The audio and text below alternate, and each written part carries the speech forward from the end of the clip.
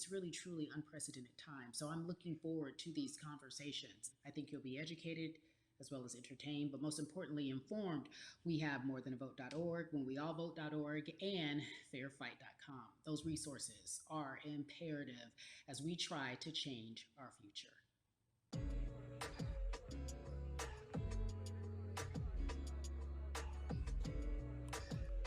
Yeah, la la.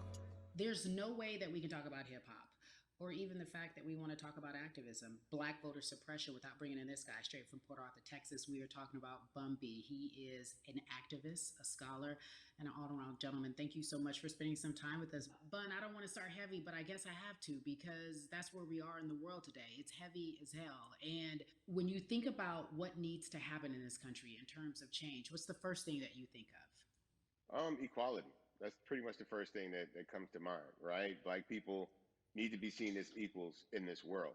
You know, we had to fight just to be recognized as a full citizen in this country and not three-fifths. The world is now seeing what we've known for so long in the culture and in the community.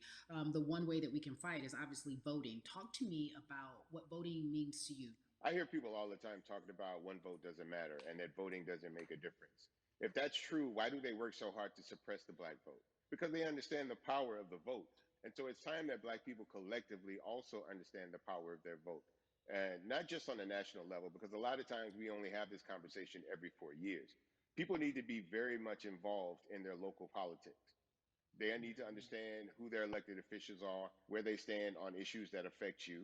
And you need to use your vote to either support the ones that care about you and your condition or to elect people who do. A newer initiative that we're dealing with is educating felons, right? So in the state of Texas, if you're a felon, right, if you've been to jail or to prison, and but you're no longer on probation or parole, you have the right to register to vote.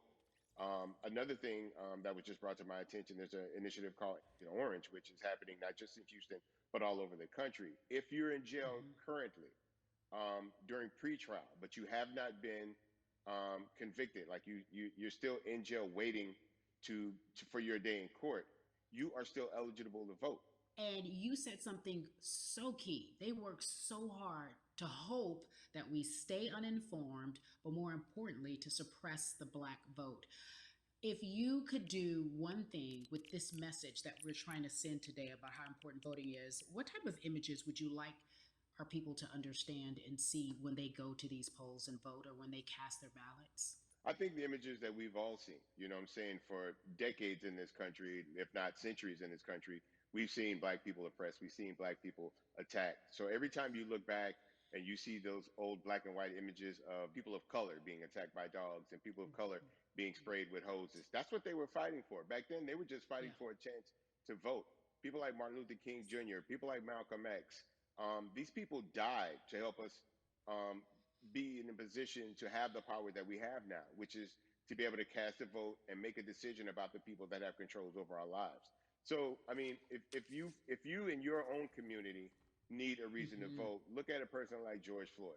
If the people in your city are not open to police reform, are not open to having a conversation about defunding the police, are not open to issues concerning economic equality, judicial equality, and racial equality, right? If they're scared to say Black Lives Matter, you have the power to put people in those positions who do believe that Black Lives Matter, who do believe in racial equality, economic equality, judicial equality, That's right. right? That's Who right. see us as human beings.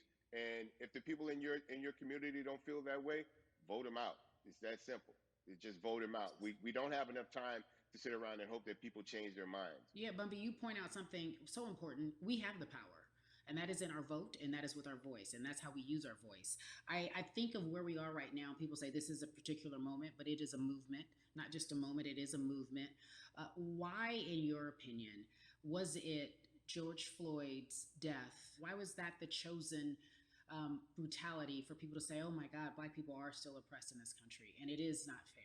I think it's twofold, Carrie. In so many different encounters between people of color and the police, there simply is no proof of what happened in the interaction. And so what happens is in a court of law, it tends to lean towards the policeman's point of view, right? In this case, we saw very clearly what happened.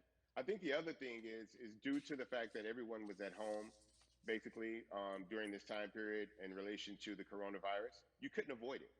right? It was on every television station, it was on every Everything. social media platform.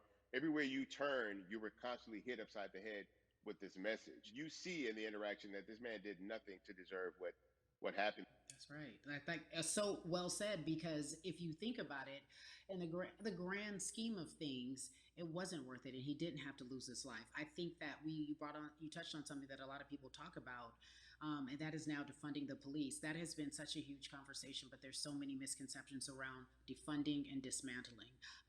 If you will, educate the audience. All right, so most people, when they hear the term defund the police, they tend to think of, oh, they're going to take away our police department. Nothing could be further from the point. Defunding the police means that in certain communities, even Houston, take for example, we had over $1 billion allocated to our police force. Now, what is that money being used for? Some of that money tends to be allocated towards riot shields, right? Pepper spray, right? That kind of thing. That's only used against the people that fund this budget, right? So why would the people want to supply the police with the means to oppress them? If the police are concerned about the situations in certain Yep. communities with a higher crime rate, well, higher crime rates tend to happen in communities where there's not employment opportunities, right? There's not a lot of social services, and people are going to do what they need to do to take care of For themselves sure. and their families. When the community has more opportunities for employment, more opportunities for upward mobility, then they tend to be a less of a strain on the government. They tend to have a lower crime rate. And because of that, we'll have less need for the police in those communities. You are passionate about so many different things in terms of making sure that we are holding our leaders accountable. Talk to me about some of the other projects that you're working on. Well, right now, obviously, being a part of More Than a Vote is essential. We're dealing with primaries in this country right now. And we just want to educate people. We want to inform people because people are tired, they're angry, they're concerned, and they want information and they want action. And so we want to make sure that we give them the right information and lead them in the right direction. And we thank the people that do not look like us for standing with us right now because it's very Amen. important that people who aren't black be involved, because if black people could have gotten rid of racism, we would have done it hundreds of years ago. And so I'm trying to use my voice and my platform just to let people know that if they feel like I do, there's a number of places they can go to enact change in their community. People need to know about how their city council runs. They need to know that they have the ability to speak when city council meets, to let them know that that's not the way that they feel their city needs to be run. Those are not the places that they feel the money of their And Bud, community needs to be allocated. and Bubby, even a step further, they can run for office in their local community. They can run for positions. Like, people act like they leave it up to somebody else. If you're upset, it's not hard to get on the school board. It's not hard to be a part of the city council. It really isn't. And depending on how small your town is, you could be a mayor. It's the power is with the people, and we need to just know that that's happening. Absolutely. And it's always been with the people. You know, if you look at Trayvon Martin's mother, Sabrina Fulton, right? She felt that there was a system of racism and a system of oppression that led to her son's death. And so what did she do? She ran for city council and she was elected Yeah. city council. Our own former president, 44, Barack Obama, right? Started in the community as an activist, ran for an elected position, became senator, ran for another elected position, and became president of the United Mm-hmm. States. So don't think that Mm-hmm. you can't make a difference. You know what I'm saying? You don't need a lot of money. You don't need a lot of power. Your voice is enough to make a difference. Amen. I feel like I need to go out and run for something. You gave me a rousing speech there, sir. I'd be remiss if I didn't ask you this. When I talk to my brothers, I have to ask you, as a black man, how are you doing? Are you okay? I'm good. I'm good. I have a very strong relationship with God. So prayer definitely works for me. I have children and grandchildren who are watching me, who are encouraged by what I do, and they're proud of me right now, and that's really what matters. The change starts at home, so as long as you have a support system that believes in what you're doing and supports you in what you're doing, you have everything you need to go out there and fight the good fight. And for those that don't, there's a community of people here to help you. So you can go to places like morethanavote.org. There are many different places that will encourage you, inform you, and they will put you with groups of people that feel like you, that are ready to take action. So no one has to go about this alone if they want to do it. Yeah, yeah. We're stronger together. People have been saying it, but that has much more meaning now that we are in our movement, not just this moment. Bumby, it has been an education, always a pleasure. Thank you so much. I appreciate you. Keep fighting the good fight. Keep up the good fight.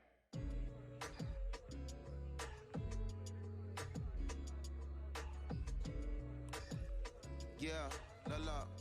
So our next guest, I have to admit, I'm a fan, but there are so many different people that we could talk to, and I thought it was so imperative that we speak with her. You know her as Molly on the huge, successful show Insecure, HBO's Insecure. She also has a comedy special highlighting her Nigerian roots, and she's an amazing podcaster. Let's welcome in Yvonne Orji, everyone. You have such a beautiful way of making things funny, giving us our medicine with some candy, right? The humor and Yeah. the healing. You bring all of that to your space. And right now, as you look across this country and how everyone is so broken and so upset, if it's not social injustice, it's the pandemic, it's depression, it's unemployment, the list goes on and on. How are you doing, quite frankly?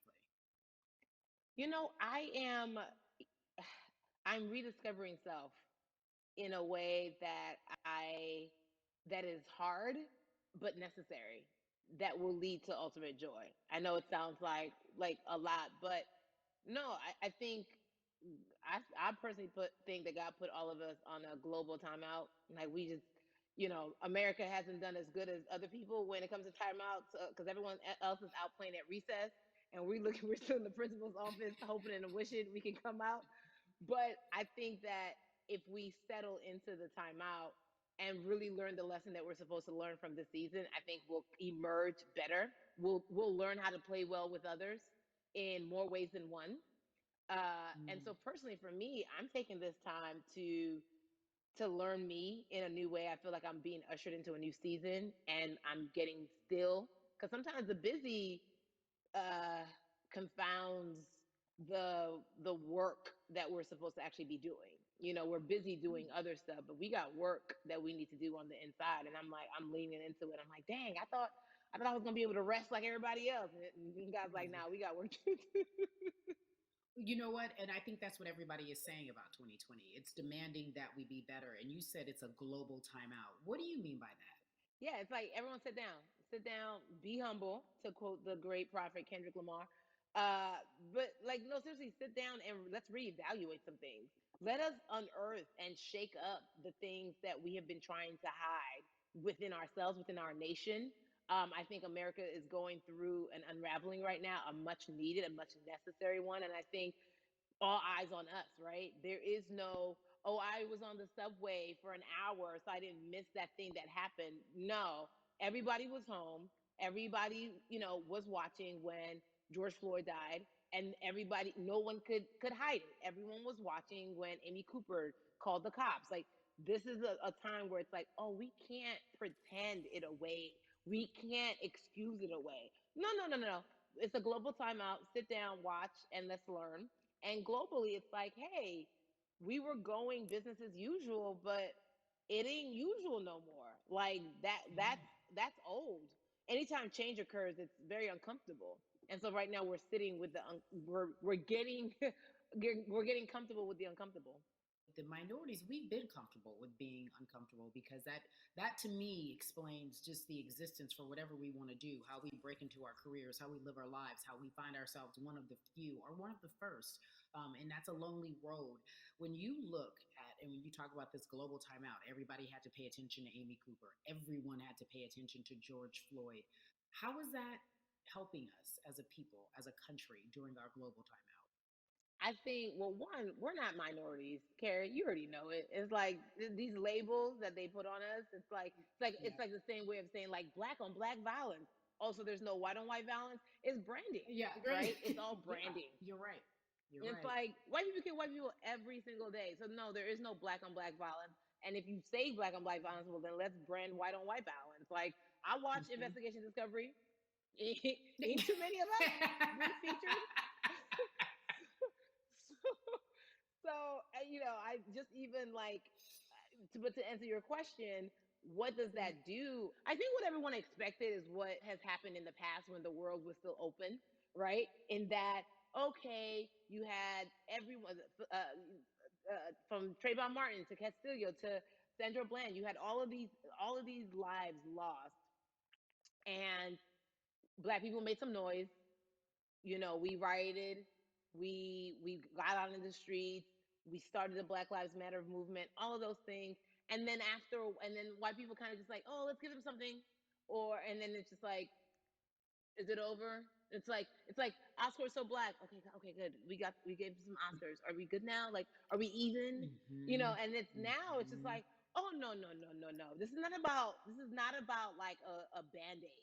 It's like, yo, we might have to amputate the leg a little bit, but it's all right because we're gonna by amputating the leg, we're gonna save the body. And so I think that's what's happening now. Like America is realizing, like, oh, black people aren't just making a little bit of noise. Like the protests are still out. The conversations are still being had. The change is still being demanded. And I think they're seeing, oh, this is not going no way. And no, it's not because we need systematic change. What a beautiful way to explore what is happening and describe our country. We might have to amputate the leg, but that's to save the body. That's what's happening right now. That's beautiful, Yvonne.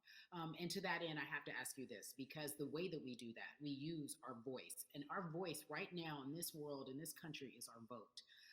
And everyone talks about voting and how important it is, but I feel like more than ever, we understand that it's not just about voting every 4 years for the man in office. It's about your local elections. It's about the mayor. It is about the district attorney, the people who have the power to bring charges against police if police brutality is an issue in your community. If you care about your school district, you can run for the school board. I ask this of you, right? Your parents are from Nigeria. You are Nigerian. You talk about that very lovingly. What does voting mean for you? I think voting is power. I remember, I became a naturalized citizen back in the '90s when because I was still a minor. My mom naturalized, and so we were able to do it under her. And just even that power of like we are American citizens and all the access that we have by being citizens. One of those accesses and those access to power being voting.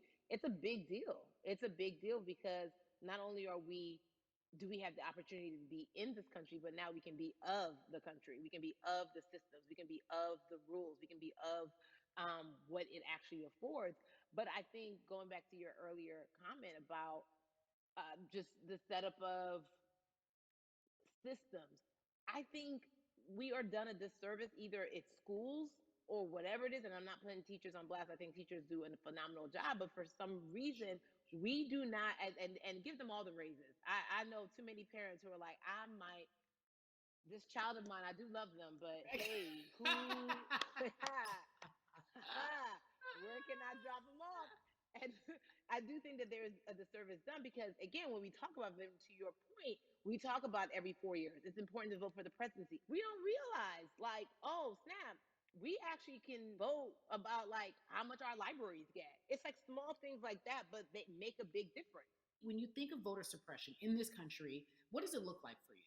It's the systems. When we talk about voter suppression, we also talk about systematic racism, right? It's all the systems that set up, and we've normalized. Okay, maybe your job will give you a half day, or maybe you'll be able to get this luxury. It shouldn't be a luxury. It should be built into the system. It should be built into the fabric of how we vote. But maybe you'll be able to get this luxury in order to enable you to go vote. Think about everything disenfranchised, marginalized black person has to endure in a day. So in a day, you need to get to work. If something happens to your car, if something happens to your child care, if something happens to, there's so many factors along the way that can send you into a tailspin as an American. And then you add on as a person of color. If you're just trying to get to vote and you already have to go through all of these hurdles and hoops in your everyday life, imagine the one day when your voice really is supposed to matter the most in this country. But then you also see all the times that you tried to have your voice matter and then it's been shut down, repressed, told it doesn't matter. And then you're kind of like, what's the point? How do we keep hope though? If I'm watching this right now, I want to I how do we as a people stay hopeful? How do we believe in the promise that these quote unquote forefathers have given us? Because have you met black people? By default, like hope is infused in our DNA. Like you know what I'm saying? Like by the like if we haven't been broken now through be it through You're right. slavery, through Give it to me. Give capitalism, it to me. through Give it through to me. colonization, through Yeah, segregation, you're right. through I mean, listen, the history of black people in this country is at one point we were 3/5 the people. Mm-hmm. That's it. At one, That was a written law. And look at us now. We are whole. We are black girl magic. We are black boy joy. We are, you know what I'm saying? Mm-hmm. What I think about in terms of giving us hope, right? We're making a lot of people nervous right now, Carrie. We're Oh, making a girl. lot of people Ben. nervous right now because they're like, dang, we put all these obstacles in their way, and these jokers are resilient. But that should give us hope. That should give us hope that like we can't stop, won't stop. I mean, I went to the school of Diddy. You know what I'm saying? Hashtag, Harlem shaking it right now. Can't stop, won't stop. And I think that's our motto. We can't stop voting and we won't stop voting. We can't stop marching and we won't stop marching. We can't stop thriving and we won't stop thriving. To that end, because you led me directly there, I've been asking everyone who's appeared on this platform, what does activism look like? And I feel like back in the day, we had an idea. Yes, it is marching. Yes, it Yeah. is protesting. Yes, it is speaking out against things that we feel are not right or unjust. But talk to me about what activism looks like for Yvonne Orji. Listen, activism, I think the beauty of activism is that it has many faces, right? You're going to have the people on the front lines. Like, you know what?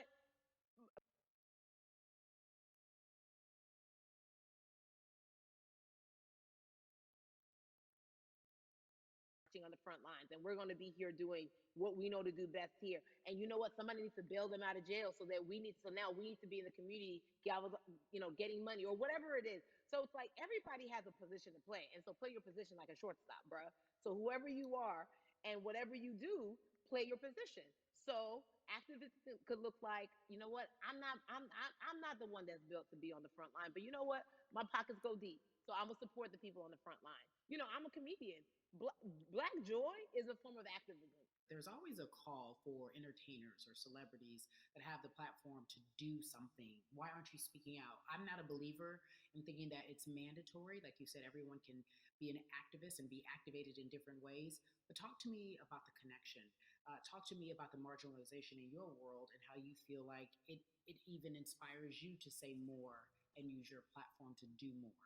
Beneath the surface of what we do, like Niecy Nash says, it's the the who, right? The who is the person who's going to be like, hey, let me call this out. Either blind racism in terms overt racism, in terms of ways that we can be better, in terms of ways that we can actually be more uplifting to the community that you may not even realize that you're serving. Before I let you go, talk to me about the urgency, in your opinion, for people to vote, our people to get out and vote this coming election. Yeah, I mean, guys, guys, guys, if you think you're tired now, I'm telling you right now, we cannot take this sitting down. We can't take this jokingly. I understand that it may be hard to figure out who to vote for, but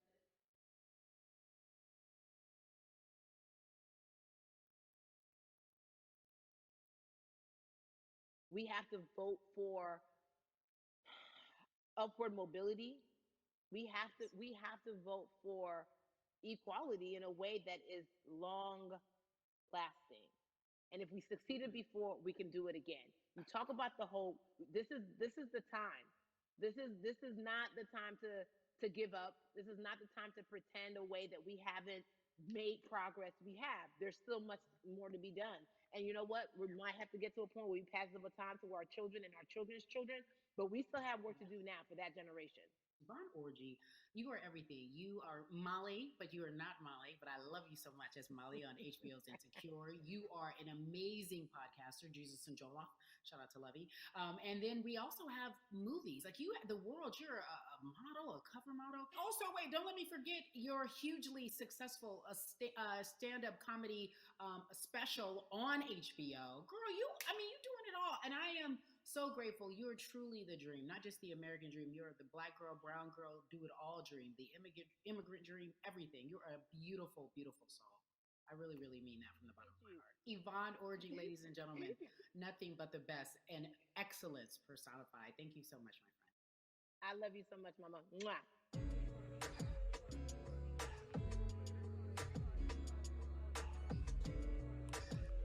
Yeah, la la.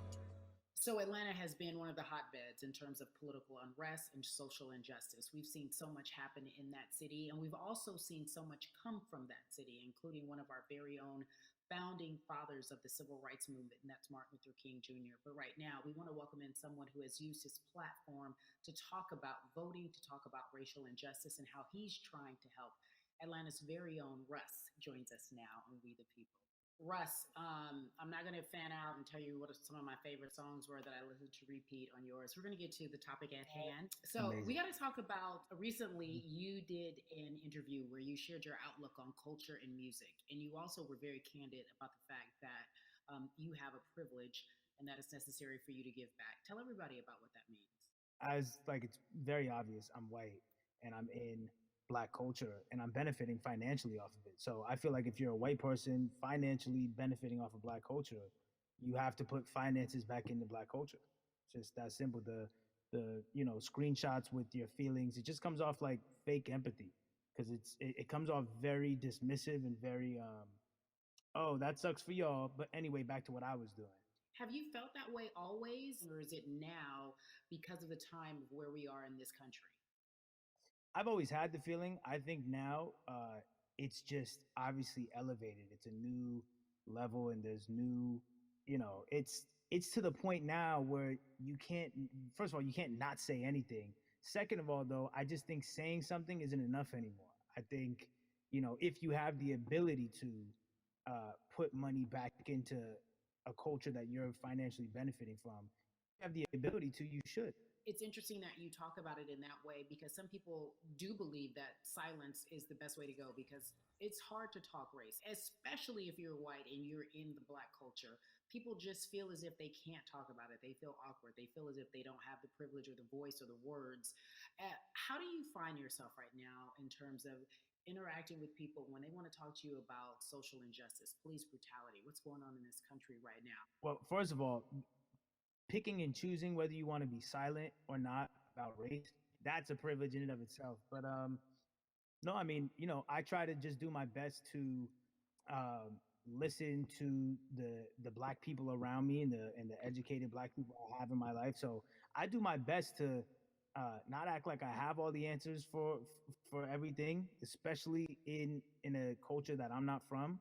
But that's why when we decided to raise the money for Black Lives Matter organizations, when we raised 500,000, we got on the phone with some of the women who started Black Lives Matter. I got on the phone with Tamika Mallory. I was on the phone with Karen Civil and talking with my friends to make sure the money went to like the correct places, and people who really need it.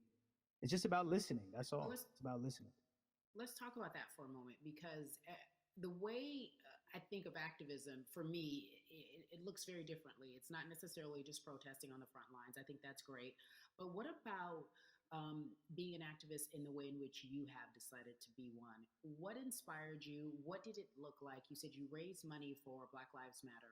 What did you do? Walk us through everything that you did and how you find yourself in this moment right now. So for me, it was 3 years ago. I had like a string of festivals, and I decided that I was going to wear T-shirts with a message on them because I figured, what better, what better time to use a platform than in front of a bunch of people. So one of the T-shirts I wore was, "If you want to change the system, speak up. White silence is pro-racism." The whole thing. And it didn't really it kind of got swept under the rug back then. But when all this stuff started happening again, and it's been happening, the police brutality against innocent black people, I was like, man, I'm not the biggest artist in the world, and I certainly don't have the most white fans in the world, but I got a good amount of people that I can definitely mobilize and turn into some money. And I know they're down for the cause because it's merch, it's a good thing. And I've always been outspoken anyway, And so, how am I going to be in black culture and not be outspoken about racism? And then I got to ask you this because you grew up in Atlanta, so that gives you a heads up, depending for so many people, because you're in the crux of that beautiful black city where there are so many wonderful black leaders, home of so much great music and things that speak to our culture right now. And we are really, really getting our word out, especially with this platform today, and saying that we must use our voice to vote. Talk to me about what the importance of voting for you in this upcoming election. Yeah, so full transparency, I had never voted before, ever.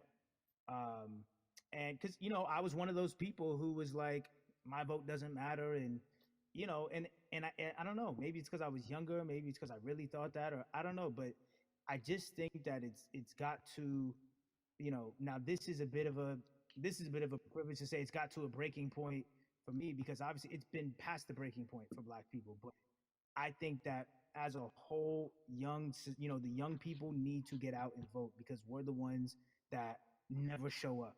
You know what I mean? We never show up to vote, but we're the future. So it's like, look, we got to go out there and vote, and then whatever happens, happens. But at least we did our part. You got to do your part. You're very candid in saying that you just decided to vote. And I think there's a beautiful irony in the fact that you have your fans saying, because of you, I'm voting. Right. And there's something beautiful about that. But I want to know why now for you? Why in this moment is it important for you to vote? And what hit your spirit to say, yes, this is the time to do it? Honestly, because I think that George Floyd really uh, woke up a lot of people who, including myself, who I was vocal and outspoken about racism. I put it in my lyrics. I put it on T-shirts. I would talk about it in interviews. Like, I was vocal about it. But that video in that moment, I think me along with a lot of other people just kind of was like, all right, like words are simply not enough anymore. We gotta do something, whether it's raising money, whether it's voting, or all the above. Like we got to do something, and I'm ashamed that it took that for me to be like, I need to raise money and I need to vote. It's a shame, and I don't know. I guess it snapped a bunch of people out of it. And even if you were vocal and whatnot, it's time to actually put your money where your mouth is. It's time to go vote. It's time to just stop talking about it and be about it. And it's been time for that, but like I said, I'm ashamed that it took me this long to actually really, really be about it. But I'm here now. So, Russ, we all know that this is going to be your first time voting. Tell me what that Yeah. experience is going to be like for you in terms of what you're excited about. I think you know what it's gonna do for me. It's gonna let me know that I'm contributing to something bigger than myself, and I'm actually putting my money where my mouth is, and I'm being about it. Because for so long, and I know I'm not alone with this, but standing on the outside and just screaming about this and that and this should change, and it's like, all right, but did you vote? you know and so I know it's going to feel good to know that I played a small role.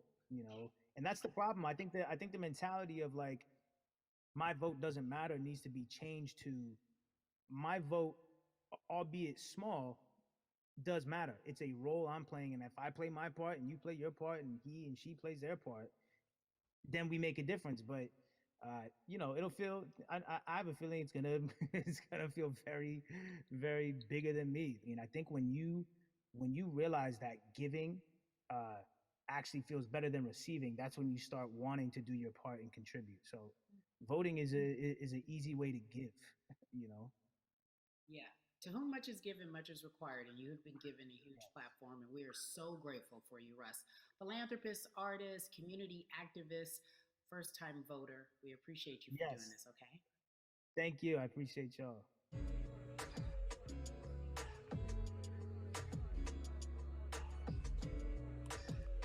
Yeah, la la.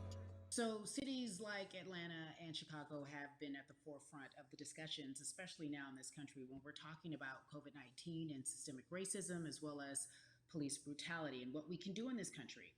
Again, we're continuing our conversation, letting you know that your voice is your vote and your vote is your voice. We can change where we are in this country. Currently, I'd like to welcome in Chicago Cubs right fielder Jason Hayward. I appreciate you. I brought in Atlanta and Chicago because I know you grew up in the metropolitan area of Atlanta, more specifically McDonough. Let's be technical, and and you have been very vocal throughout this entire time in terms of what our country's been experiencing. Let's look at the past month and a half, if you will. What has been the hardest thing for you to deal with? The hardest thing for me to deal with, Carrie, this last month has just been going from the virus shutting everything down to us being called to action. We've had, multiple police brutality situations. We've had people protesting, wanting to get the message out. But I really realized that I need to be a part of the positive message and make sure that doesn't get lost in all the chaos going on, for people to actually hear from a reasonable, respectable person who cares about everyone involved. A reasonable, respectable person who cares about everyone involved, which leads us to More Than a Vote. It is a beautiful collective of Black athletes and artists. You are a part of that. Talk to me about why that's important for you right now, and this be a part of that collective.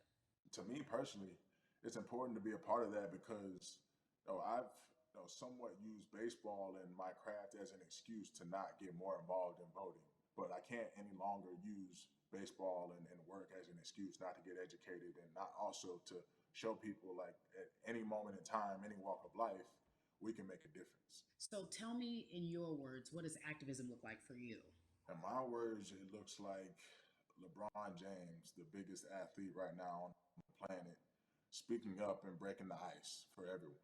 But I think for the first time, people see and hear from us. So now we have white teammates, we have other people speaking up and realizing, okay, like this is how we go about doing this. And to me, right now, social media, athletes speaking up, entertainers speaking up, like we're trying to do with More Than a Vote. You said something I thought was so key because covering sports for so long, I know that it's tough for Black players specifically in Major League Baseball to talk about how they feel. Adam Jones did it in a very eloquent way early on, but there are very few that are vocal. You said you all were afraid. Why use that word and why were you afraid? You was afraid because in 2019 there were 68 of us total, and there are 38 teams. There's 25-man roster on each team. There's a 40-man roster, which is on each team as well. And there aren't many of us. So we're outnumbered in that sense, but not always in a negative way when it comes to our teammates and our clubhouses. But to get to this point, you have to move a certain way. You got to be careful what you say. You can't ruffle feathers. You can't come off in any way. Much like other Black entertainers, much like yourself, probably having to live through life every day. But to get to the highest level, you got to button up. You got to be seen and not heard. So baseball, like I said, it was time for us to try and speak up and make a difference and show it's okay to do so because we can't be quiet any longer.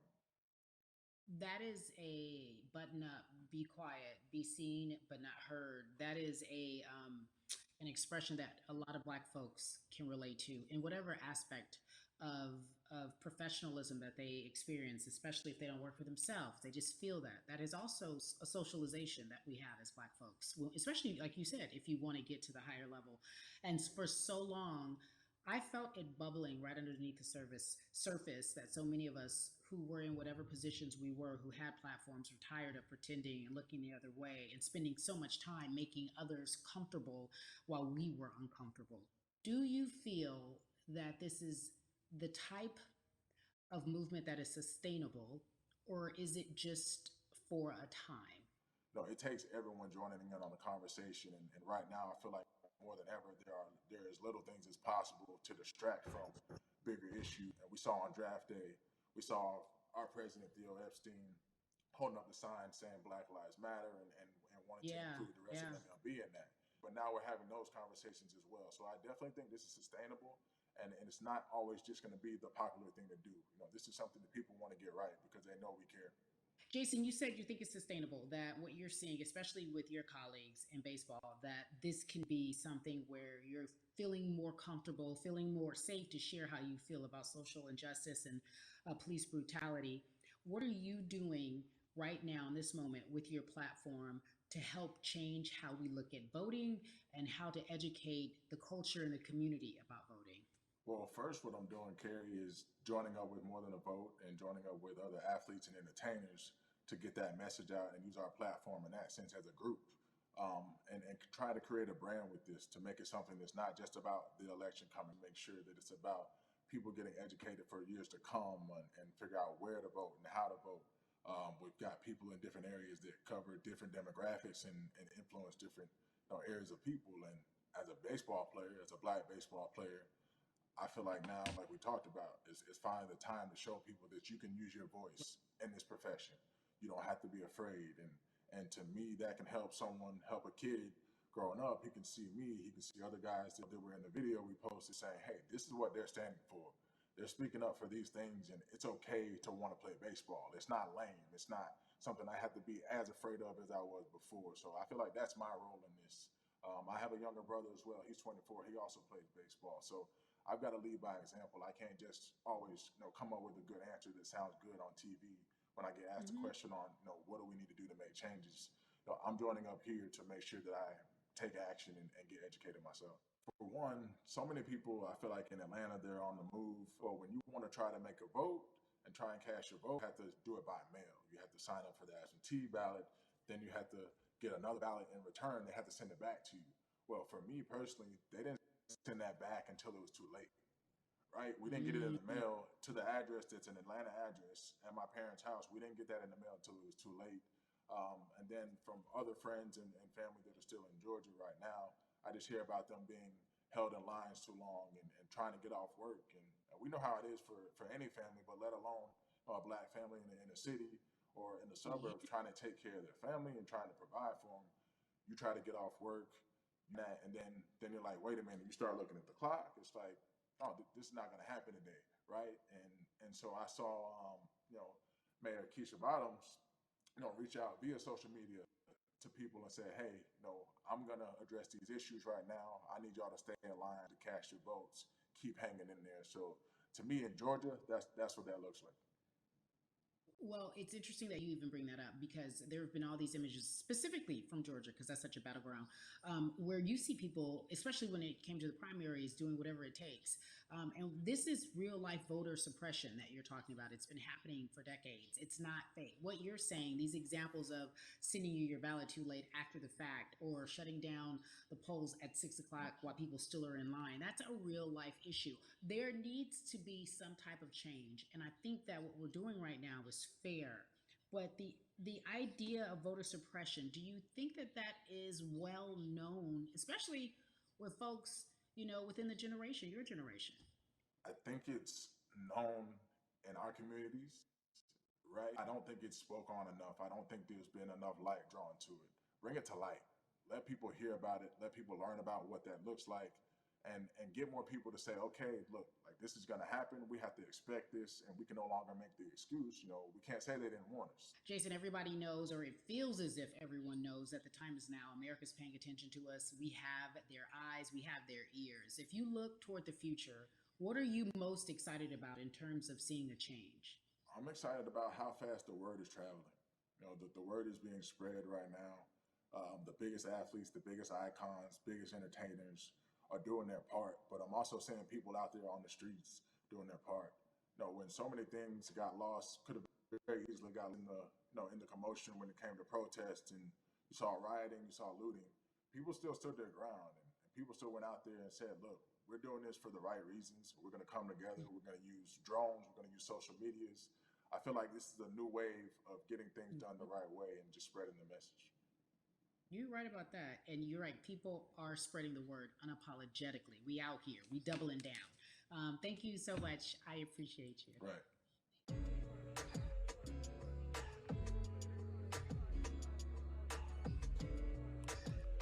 Yeah, la la. Hey, everybody. I am so excited to welcome a friend, a brother, family member, if you will, former colleague, NBA great, sports analyst, philanthropist. He does it all. And he's here to give us his time and his platform to talk about something that is so important, that is voting. Everybody, welcome Jalen Rose to We the People.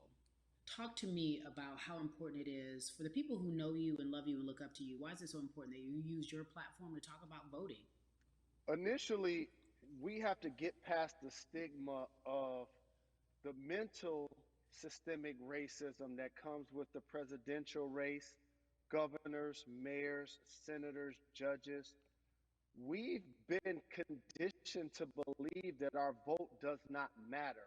So usually when we looked up at all of those races and people that were running, not only did they not look like us, we didn't believe they were there to represent our best interest. So therefore, as a collective, we didn't mobilize until Barack Obama, and we felt a sense of hope that finally our country is going to do something that we felt would never happen in our lifetime. And I remember being at the inauguration in 2008. I made sure I was there. And we voted. In 2016, we didn't vote, Carrie. We didn't vote. And Mm-hmm. so many people try to make this political. This is not political. Me telling somebody to vote is like telling somebody to pay taxes. So that's one, getting over the stigma of nobody is going to represent our best interest. And then number two, the reality is that the person that gets the most votes doesn't necessarily win the presidency. That's uncomfortable right there because that's actually what took place in 2016. The Mm-hmm. Electoral College chose the president. And if you put all of their pictures up, I'm pretty sure they look a lot more like each other than they look like you and I. How about that? Mm-hmm. And then the third thing, especially in urban environments, oh man, they create barriers for us, Carrie. It's like you got to jump over the fence, you got to run past the dog, you got to jump on the hood of the car. The lines is 5 hours long. You get up to the pole and they don't work. Elderly people working in the city, while they got the young people who understand technology working in the suburbs. Like these are all systematic things that try to discourage us from voting. And then finally, we don't have a day off to vote. We need to work. So we don't get a day off. It's going to be a full Mm-hmm. day, and I got to work to pay my bills. So you know what I'm going to do? I'm going to mail in vote. And you know what you want people to realize that that counts too. So your vote will be counted if you're able to mail it in. So those are a few things that I hope that we can do and mobilize. And shout to LeBron and his team. Shout to you and everybody involved. We will make a difference. Well, let's talk about more than a vote. There is a black collective of athletes, of artists coming together and saying voter suppression is a real deal, especially in the black community. When you just talked about, I got to work, so I can't go vote. And then when we do get in the booth, just in case we don't have to work, do we know who we're voting for? Not only do we have to vote, we got to be educated. And it's not always even about the man who's in office or the woman who's in office for president. It's about your local elections. It's about the people who are your DAs, your state DAs, like the people who actually make change in your community, who will change police brutality, who will make sure that your community is taken care of, who will defund police and hope that they can help you in stopping police brutality. So, talk to me about why you decided to be a part of More Than a Vote and what it actually means. Well, it means a lot to be involved with such an impressive collective as you mentioned. And I've said this multiple times, and I know it can be uncomfortable when I say it, but a lot of times we have to get to the root of the issue before we find a solution. And the quote was, I wish America loved black people as much as it loves black Mm-hmm. culture. And Mm-hmm. this collective, by the way, represents in a lot of ways what's encouraging, but also sometimes disappointing about our role as black people in America. Because we were brought here as labor and to entertain. And we use those vehicles to get paid and move to the Mm-hmm. suburbs and be the idols of white kids. And so now that we have this collective, I would say sports and entertainment represent the most powerful group of black men in the United States. I'm talking about money, power, celebrity, the ability to mobilize, community involvement, Facts. their leadership, their intellect. And so to have all of us pull it in the same direction at the same time for anything that we're passionate about is going to be a difference maker, but it's definitely going to be a difference maker in the 2020 vote because we're going to make sure we inform everybody that they can let their voice be heard, and failure is not an option. Jalen, what does voter suppression look like to you? A perfect example took place recently, Carrie, in Kentucky. It was 6 p.m. at night, and so many people were standing in line enthusiastic to vote. And you know what they did? Locked the doors. And you know what the people did? They continued to bang on the doors, continued to bang on the windows. They continued to let it be known they were not going to leave the premises until they got a chance to vote. And you know what ended up happening? They opened those doors and allowed those people to vote. So do not be discouraged. These barriers show you that it matters, and we're here to help you break through them. The same thing with our platforms and voices, Carrie, because you know what's going to happen. At some point, Breonna Taylor is not going to be trending anymore. People are not going to be protesting anymore. But it's still up to us to keep making sure that our voices get heard, and this is one way to do so. Right, and that is a form of being activated, being an activist. It doesn't have to be protesting. It doesn't have to look like what you think traditionally activism looks like. It's voting. It's that simple. We now have to understand, like, this is a critical mass moment for this movement to continue to hold up as much steam for as long as possible. And that's what this collection is going to hopefully allow for that situation to happen. Jalen, in today's age of technology, it should be easier to vote. No doubt. It's like we call these devices smartphones, but yet I can't vote from it. All of the things that we do in our lives are in our phones. All of these barriers are things that people will need to overcome in order to create a level of enthusiasm to vote. And again, this is not political. It's your right to do so. And there's so many times where you feel like somebody may have gotten done unjustly in your community. Pay attention to who the judges are, who's running for Senate, mayor, governor. Pay attention who's running for president. And let's make sure in 2020 we make a difference. Why is more than a vote so important and invaluable in our community right now? Well, because right now, I think we have an opportunity to let our voices be heard louder than ever. Anytime you see the mobilization of white kids holding Black Lives Matter signs, that means there's a breakthrough. Now, what happens with that breakthrough is the next step. You're going to look down in your email, Carrie. You're going to see all of these companies telling you how they're going to work on their diversity, how they're looking themselves in the mirror. They need to make change. Just like in sports, right?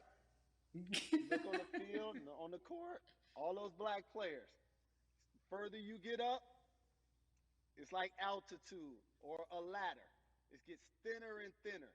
And so a lot of people talk about the system being broken. I hate to remind people that it's not broken. It was built this way. And one of our ways to help change the system is to vote. So that's why more than a vote is so very important, so we can make sure everybody participates and gives themselves an opportunity to let their voice be heard. I think it's interesting because you talked about Black men being very powerful in the U.S. if they're athletes and entertainers, because for so long those have been the only avenues traditionally to create wealth. The NBA season comes back. What are your feelings on the season coming back in the midst of everything that is happening? I think you'll see players challenging the establishment more. You're going to see them saying, okay, if you have all of these marketing and promotional deals, how many of them are with minorities? How many people are you employing, NBA? What about certain teams? Who do you have as a minority owner? Or what about the candidates that you have for positions of power? NBA players have proven as blacks that they are now movers and shakers in the game. They're now the dog, not the tail. So if they decide not to play, some of the biggest social changes and conversations have taken place in sports that weren't during the game. Colin Kaepernick was before the game. The Ali Summit was a press conference. So they could mobilize if they chose to. But when and if you do play, challenge the league. Black Lives Matter on the jerseys. Continue to make sure that every time people are watching the game, they're also seeing the movement happen. Jalen, I appreciate you because you are always entertaining and informative at once. I really, truly am looking forward to the NBA season. Thank you for working with More Than a Vote because your voice, your platform, all of it is needed, my friend. Be safe, okay? Yes, ma'am. I love and appreciate you. One call away always. Thank you. Love you, brother. Love you too. Every conversation that we had today, I hope was helpful for you. I am so grateful to everyone who came on with me to talk about what's going on in our culture and how we need to change. Huge shout out to Jalen Rose, Bun B, Jason Hayward, Yvonne Orgy, and Russ. Their words were inspiring, but also important and invaluable. I hope your phone is full with all the information that we've been able to place in front of you. Again, you need to check out these resources because they are so important because we want you to vote. That is your voice. It is important. We, the people, want you to vote. So go to morethanavote.org, fairfight.com, and whenweallvote.org. Again, thank you so much for joining us and paying attention because this message, again, is invaluable. I'm Carrie Champion for We the People.